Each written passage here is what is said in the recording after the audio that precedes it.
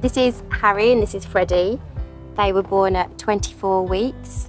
Harry came out first and Fred came second. Both of them needed a lot of care and support, and once they were discharged they both needed their audiology checks to be done because they both had little problems that were showed up.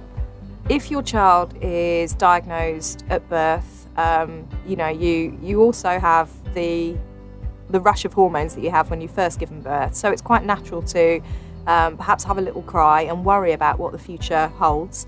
But actually, if you get to know the deaf community, if you get to know other deaf children, if you speak to teachers of the deaf and obviously the audiology team here, they will help you understand that your child is going to be absolutely as perfect as the moment they were born. Their deafness really shouldn't be an issue if you manage it well. We tend to think that we hear with our ears, but actually we hear with the brain. Our ears are only helping us to get the information about sound to the brain.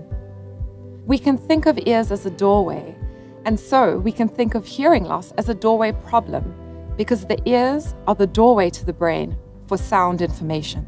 The doorway can be open or closed, a little or a lot, which means that sound information is not reaching the brain clearly. If we want a child to use spoken language to communicate, we need to open up the ear doorway. Modern technology such as hearing aids is designed to open up this doorway in order to deliver sound information to the brain. The brain responds to the information that gets delivered. Better quality information means stronger pathways develop in the brain. Don't underestimate the children. Sometimes they are stronger than we think. They are proving us that they can just adjust to the new changes of their lives. The life can be as beautiful, as normal as they want it. A child learns how to speak based on what they can hear. We know from studies that early diagnosis and assistance from technology is essential to ensure the best outcome.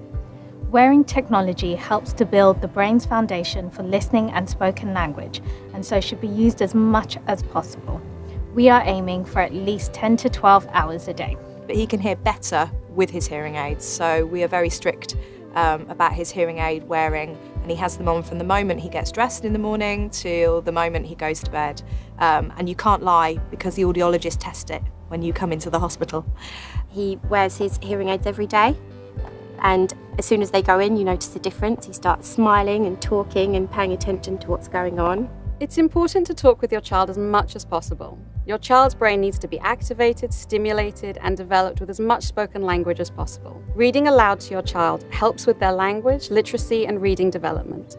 Children who are read to regularly show gains of more than twice as many new words. Singing with your child is a wonderful workout for their entire brain.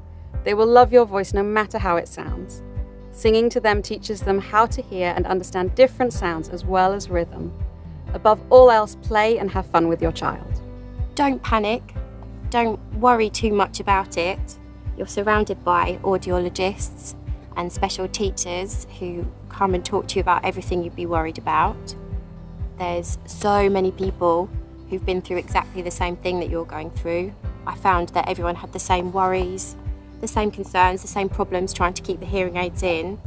I went online, I went on Facebook and on Instagram, and I found other people with the same stories, and you can ask them questions. They're full of advice and helpful tips, and we're lucky that we get so much support and people come to the house. There are special schools, there are signing clubs that you can join and singing clubs you can join, especially for people who've got a hearing loss.